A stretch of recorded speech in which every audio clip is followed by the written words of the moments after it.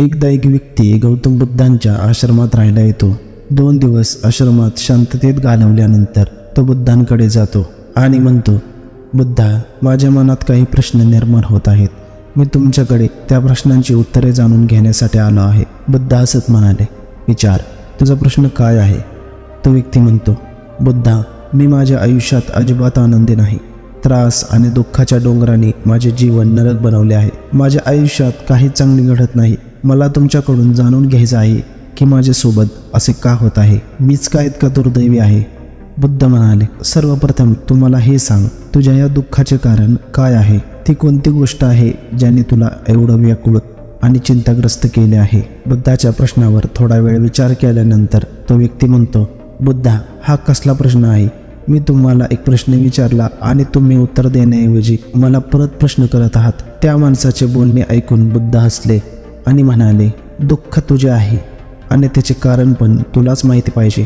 आणि तुझ्या दुःखाचे कारण जर तुलाच माहीत नाही, मग तू माझ्याकडून कशी अपेक्षा करू शकतोस की मला तुझ्या दुःखाचे कारण माहीत असेल? तो व्यक्ती म्हणतो, बुद्धा, पण लोक म्हणतात तुम्ही देव आहात.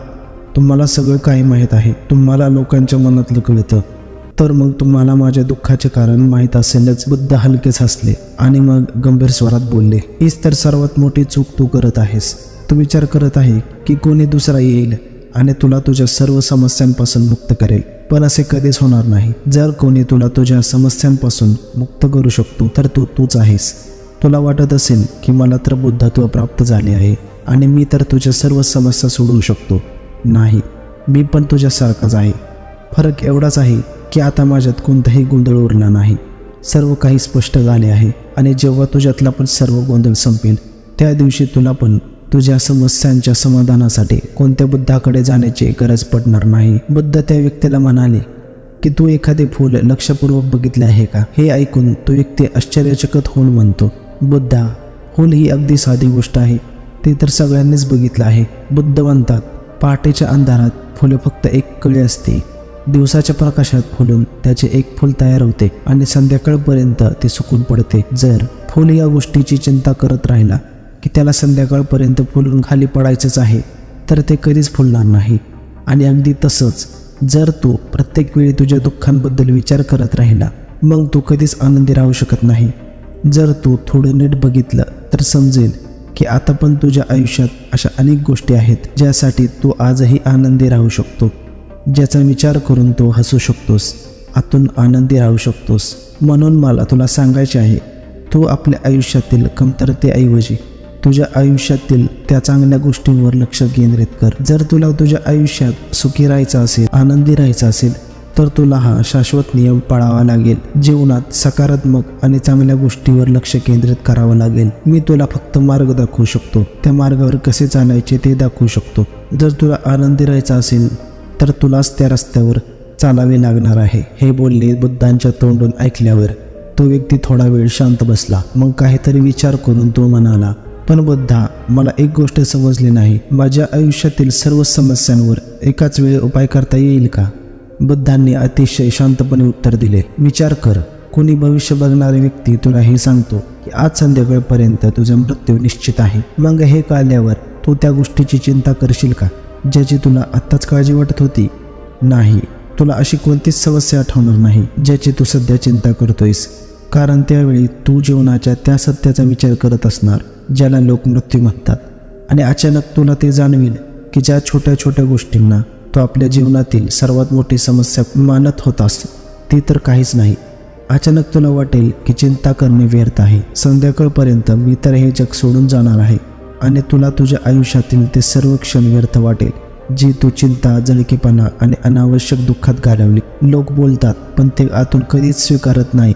त्यांनाही एक दिवस हे जग सोडून जावे लागणार आहे. त्यांची इच्छा इतकी मजबूत असते की तू स्वतःला अमर समजत असतो. सुख आणि दुःख कधीच सारखे नसतात. ते आपल्या कर्म आणि विचारांमुळे जन्म घेतात. तो व्यक्ती बुद्धांचे शब्द अतिशय लक्षपूर्वक ऐकत होता. तो मध्येच थांबून म्हणाला, बुद्धा, मग तुम्हाला हे म्हणायचे आहे का की मी हा विचार करत राहू की मी मरणार आहे? मग असा विचार केल्याने माझ्या सर्व अडचणी दूर होतील? बुद्ध म्हणतात, नाही, असा विचार कधीच करू नको. तुला फक्त हे स्वीकारायचे आहे, या जगात माझी उपस्थिती अनिश्चित आहे आणि जोपर्यंत मी इथे आहे तोपर्यंत मी आनंदी जीवन जगणार. तुझ्या आयुष्यात जे काही चांगले आहे, जे चांगले घडत आहे त्याच्यासोबत जगत राहा. ती तुला आतून आनंद आणि शांती देईल. तुझ्या विचारांना चांगलं ठेव आणि हळूहळू तुझ्यातला सगळा गोंधळ संपून जाईल. मानवी जीवनातील भौतिक दुःख आणि समस्या त्याच्या इच्छांमुळे जन्माला येतात. त्यामुळे आपल्या मनावर नियंत्रण ठेव. जर तो आपल्या बुद्धीला एका लहान मुलाच्या मनाप्रमाणे त्याची मांडणी करू शकला, मग तुला आंतरिक शांतीचा अनुभव येईल. तो व्यक्ती म्हणतो, बुद्धा, तुम्ही मनावर नियंत्रण ठेवण्याबद्दल बोललात, पण या चंचल मनावर आपण नियंत्रण कसे ठेवू शकतो? बुद्ध म्हणतात, तुला सगळ्यात अगोदर आनंद आणि दुःख यातील फरक समजून घेणे गरजेचे आहे. तुला आधी हे समजून घेतले पाहिजे तुझ्यासाठी आनंद आणि दुःखाचा अर्थ काय आहे, आणि त्यानंतर अभ्यासाद्वारे तुला तुझ्या मनाला असं तयार करावं लागेल की अधिक आनंदाच्या निमित्ताने ना जास्त आनंदी झालं पाहिजे आणि दुःख झाल्यावर ना जास्त दुःखी झालं पाहिजे. तुला पूर्ण निश्चयाने मध्यभागी राहण्याचा प्रयत्न करायचा आहे. त्याला मी मध्यम मार्ग म्हणतो. जर तू आपल्या जीवनात खोलवर डोकावले आणि हे शोधण्याचा प्रयत्न केला की तुझे दुःख काय आहेत आणि ते का उद्भवतात, आणि शेवटी तुला एकच उत्तर मिळेल, तुझ्या सर्व दुःखांचे कारण तूच आहेस. तुझी इच्छा, जे तुला पाहिजे, तुझा लगाव तुझ्या सर्व दुःखाचे कारण आहे. म्हणून मन तुझ्या सर्व इच्छा निर्माण करते, आणि म्हणून जर तू तुझ्या मनावर नियंत्रण ठेवले तर मग तुझे सर्व दुःख संपेल. बुद्ध त्या व्यक्तीला म्हणाले, जर तू एक छोटेसे काम अजून केलेस तर तू बघशील आता तुझ्या आयुष्यातील सर्व दुःख कायमचे निघून जातील. बुद्धाच्या तोंडून हे बोलणे ऐकल्यावर तो व्यक्ती उत्साहाने म्हणतो, मला काय करावे लागेल? बुद्ध म्हणाले, पुढचे 2 दिवस तू कोणाशीही बोलणार नाही आणि 2 पेपर घेऊन आश्रमाच्या एका एकांत ठिकाणी शांत बसून तुला विचार करायचा आहे, आणि पहिल्या पेपरवर तुला त्या सगळ्या दुःखांबद्दल लिहायचं आहे ज्याचा तुला त्रास होत आहे, आणि बरोबर त्या दुःखाचे कारणही लिहायचे आहे. आणि दुसऱ्या पेपरमध्ये तुला त्या सर्व गोष्टी लिहायच्या आहेत ज्यामुळे तुला आनंद मिळत आहे, आणि त्याचबरोबर तुला त्याचे कारणही लिहायचं आहे की तुला त्याचा आनंद का आहे. घाई करण्याची गरज नाही, तुझ्याकडे भरपूर वेळ आहे. तू निवांतपणे विचार करू शकतोस. जा आणि निवांतपणे बसून विचार कर आणि लिहून काढ. त्या व्यक्तीने बुद्धाला नमस्कार केला आणि जाऊन बसला. 2 दिवसांनी तो परत बुद्धाकडे आला. त्याच्या हातात भरपूर कागद होते. बुद्धाने त्याला पाहिले आणि बोलले, सर्वप्रथम मला तू तुझ्या दुःखांचा कागद वाचून दाखव. त्या व्यक्तीने कागद वाचायला सुरुवात केली. माझ्या कुटुंबात माझे सर्व भाऊ श्रीमंत आहेत, पण मी गरीब आणि कर्जबाजारी आहे, कारण मला काम करायला भीती वाटते. मी कामापेक्षा जास्त आराम करतो आणि बरोबरच मी स्वतःची तुलना दुसऱ्यांशी करत राहतो. तो व्यक्ती पुढे वाचू लागतो. दुसरा, माझ्या शेजाऱ्यांनी बचतीच्या रूपात त्यांची बरीच संपत्ती ठेवली आहे, पण माझ्याकडे बचतीच्या नावाखाली काहीच नाही. याचे पहिले कारण आहे, मी खूप काम कमी करतो, ज्यामुळे मी खूप कमी कमवतो. खर्च पण मी खूप करतो माझ्या चुकीच्या संगतीमुळे. त्याचा हा परिणाम आहे की आज माझ्याकडे बचतीच्या नावावर काहीच नाही. तिसरा, माझी पत्नी खूप दिवसांपासून आजारी आहे आणि तिच्या आजाराचे कारण पण मीच आहे, कारण माझ्या निष्काळजीपणामुळे मी तिला कधीच कुठल्या वैद्याकडे घेऊन गेलो नाही. पण सत्य तर हेच आहे की माझ्या पण आत कुठेतरी ही इच्छा होती, जर माझी पत्नी या आजारामुळे मरण पावली तर मग मी दुसऱ्या सुंदर स्त्रीशी लग्न करेन. चौथा, मी माझ्या मनात फुकट पैसे मिळवण्याच्या अनेक काल्पनिक योजना बनवत राहतो, पण जेव्हा त्या योजना पूर्ण होत नाहीत मग मी दुःखाच्या आणि काळजीच्या सागरात डुबून जातो, आणि मग मी माझ्या दुःखाच्या सागरातून बाहेर येण्यासाठी दररोज दारूचे सेवन करतो. आणि माझ्या या सवयीला जबाबदार पण मी स्वतःच आहे. जरी मला माहीत असले की माझ्याकडे रोज दारू पिण्यासाठी पुरेसे धनसंपत्तीही नाही, पण तरीही मी करतो. तथापि धूम्रपान आणि मद्यपान न करता पण मी माझा दिवस आनंदाने जगू शकतो, पण तरीही मी असे करण्यासाठी काही निमित्त शोधत राहतो. हे बुद्धा, हे माझे 4 सर्वात मोठे दुःख आहे, आणि खूप खोलवर विचार केल्यानंतर मला ते सापडले आहे. या 4 दुःखांचे कारण मी केलेले कर्म आणि माझे विचार आहे. हे सर्व ऐकून बुद्ध हसले आणि म्हणाले, ठीक आहे, आता तू तुझा आनंदाचा पेपर मला वाचून दाखव. यावेळी तो मोठ्या उत्साहाने पेपर वाचू लागला. तर गेल्या 2 दिवसात मला जे काही जाणवले, जे काही मी अनुभवले, मी माझ्या संपूर्ण आयुष्यात कधी केले नाही. गेल्या 2 दिवसात मला जाणवले की मला माझ्या आत एक अफाट शांतीचा आणि आनंदाचा सागर भरला आहे, आणि हा अनुभव घेऊन मी खूप आनंदी आहे. माझ्या आनंदाच्या कारणाची यादी खूप मोठी आहे, जे तुम्हाला वाचायला आणि सांगायला खूप वेळ लागेल. व्यक्तीचे हे बोलणे ऐकल्यानंतर बुद्ध हसून म्हणाले, फक्त तुझ्यासाठी नाही तर प्रत्येकासाठी, आपल्या सर्वांसाठी कारणे समान आहेत.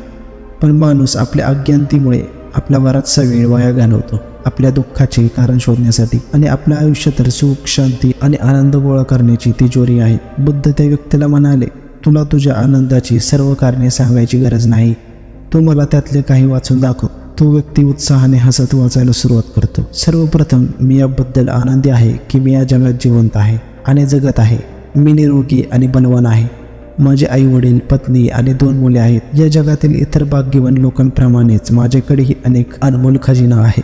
माझ्या आई वडिलांची माझ्यावरची प्रेम, माझ्या पत्नीचे प्रेम, माझ्या मुलांचे लाड करणे, बाप झाल्याचा आनंद. माझ्या आनंदाचे पुढील कारण आहे की मी काम करू शकतो, कारण मी निरोगी आहे, शरीर आणि मनाने मजबूत आहे. मी कोणतेही चांगले काम शिकून मी माझे उत्पन्न वाढवू शकतो आणि मी माझ्या कुटुंबाच्या गरजा आनंदाने पूर्ण करू शकतो. मी आनंदी आहे कारण मी एक सुखी कुटुंब तयार करू शकतो, कोणाशी तुलना न करता, ना स्वतःशी, ना शेजाऱ्यांशी आणि नाही माझ्या भावांशी. आणि तुमच्या कृपेने माझ्यात ज्या माणुसकीने जन्म घेतला आहे त्याच्या मदतीने मी माझ्या सर्व वाईट सवयी सोडून सुखी आणि आनंदी जीवन जगू शकतो. आणि माझ्यासाठी सर्वात मोठा आनंद आणि भाग्याची गोष्ट ही आहे की मी महान गौतम बुद्धांच्या चरणी माझ्यासाठी जागा मिळवली आहे. आणि तुमच्या कृपेने मी जेवढे दिवस या जगात राहीन हे सत्य मी नेहमी लक्षात ठेवीन की आपली इच्छा आणि लगाव हे आपल्या सर्व दुःखांचे कारण आहे. आणि आपल्या मनावर नियंत्रण ठेवण्याचा आणि स्वतःला जाणून घेण्याचा पूर्ण प्रयत्न करेन.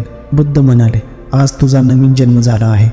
आता तू तुझ्या कुटुंबाकडे परत जा आणि स्थिर बुद्धीने आणि आंतरिक शांतीने हे जीवन जग. आणि आजपासून जेव्हाही तुझ्या आयुष्यात सत्याच्या अडचणीतून निर्माण होणाऱ्या दुःखाने तुला घेरण्याचा प्रयत्न केला तेव्हा स्वतःला सांग की आयुष्य खूप लहान आहे आणि मी माझ्या या आयुष्यात चिंता आणि दुःखाचा गुलाम बनण्यासाठी नाही आलो.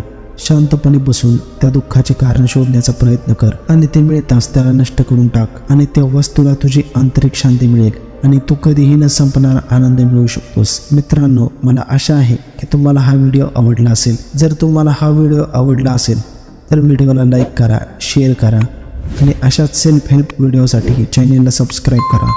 तर भेटूयात अशाच एक व्हिडिओमध्ये. धन्यवाद.